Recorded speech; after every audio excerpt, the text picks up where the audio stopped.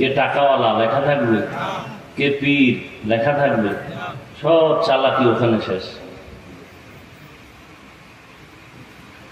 একবার নবীর উপরে দরুদ পড়ছেন, 3টা পুরস্কার পেয়ে গেছেন। একবার সুবহানাল্লাহ বলছেন, জান্নাতে একটা গাছ হয়ে গেছে। আচ্ছা, এখন মনে করেন এই গাছগুলো যদি না থাকে, যারা মোটামুটি ধারণা আছে, জ্ঞান আছে, এই গাছগুলো কি আমাদের উপকারী না? সরকার, এরপরে কৃষিজীবী যারা বেশি বেশি গাছ লাগাইতে বলে কেন? বিজ্ঞানীরা বলে জমিনের উপরে যেই পরিমাণ গাছ আছে এর থেকে জমিনের নিচে সমুদ্রে পানির তলে আরো বেশি আছে। ওরা আমাদেরকে ভালো অক্সিজেন দেয়। প্রচন্ড গরমের মধ্যে গাছের ছায়া আমাদের দরকার না? জান্নাতে একটা গাছ হবে, একবার সুবহানাল্লাহ বললে আরো ফায়দা আছে। এই সুবহানাল্লাহর আওয়াজ যতদূর যাবে ততদূর এই মাটি আপনার পক্ষে হাসরের দিন সাক্ষী হবে। আপনি যদি বই বই চালাকি করেন, জোরে কমুকা, আল্লাহ আসতে কইলেও তো শুনে। কি আল্লাহ আসতে বললে শুনে না? শুনে। তাহলে মাগরিবের নামাজের সময় ফরজের কেরাত গুলো আসতে পড়বেন, ইমাম সাহেবরে বলবেন কালকে থেকে আস্তে কেরাত পড়েন, আল্লাহ আসতে কইলেও শুনে।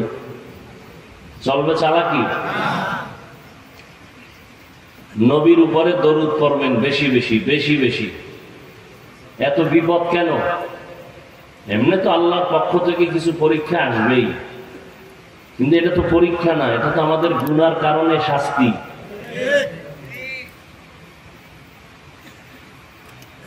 এই যে রমজান গেল, এত বরকতের মাস, বহু আল্লাহর বান্দারা রোজা রাখে নাই।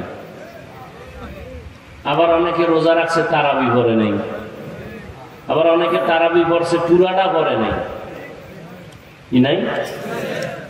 আল্লাহ আপনার কাছে ঠেকা, যেমন আল্লাহর বিরোধিতা করবেন আর আল্লাহ আপনার সব দিয়ে দিবে। আল্লাহ তো বেঈমানেরও খাওয়া, ওর পাওনা যেটা ওটা দুনিয়ায় দিয়ে দিছে, আখেরাতে কিছু নেই।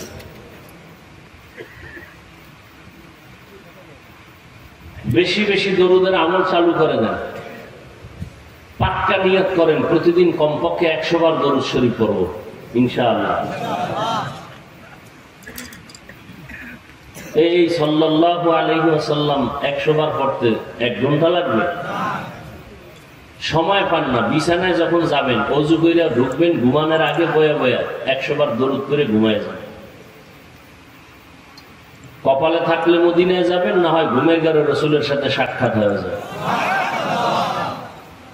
মোবাইলে আকাম করতে করতে ঘুমাইবেন, নবীরে তো ডেলি দেখবেন। আল্লাহ হেদায়েত দান করুন। ওয়াজ আপনারা জানেন, জানেন না? কোনটা হালাল কোনটা হারাম সবই জানেন। এরপরে আমাদের দাওয়াত দিচ্ছেন কেন?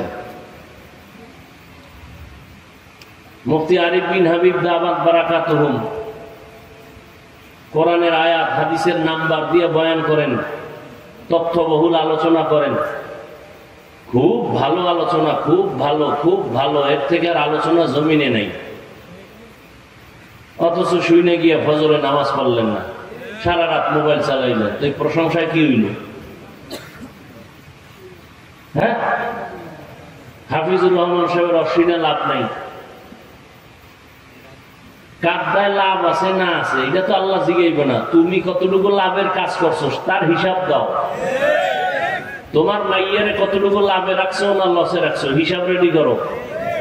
হাফিজুর রহমান কই গেল, আরিফ বিন হাবিব কই গেল, এই জবাব আপনাকে আল্লাহ জিজ্ঞাসা করবেন না, চাইবেন না।